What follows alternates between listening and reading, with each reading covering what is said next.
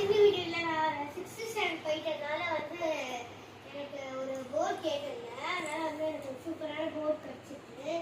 நம்ம அதில் எழுதி பார்க்கலாம்.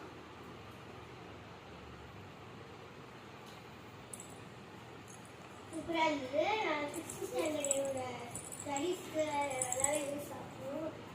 எனக்கு ரொம்ப பிடிச்சிருக்கு போர்டு. ஃபஸ்ட்டு நான் எழுதிக்கிறேன். இதை வந்து நான் டெய்லி எழுதிக்கலான்னு நினைக்கிறேன். இந்த எல்லாத்தையும் ஃபில் பண்ணிட்டு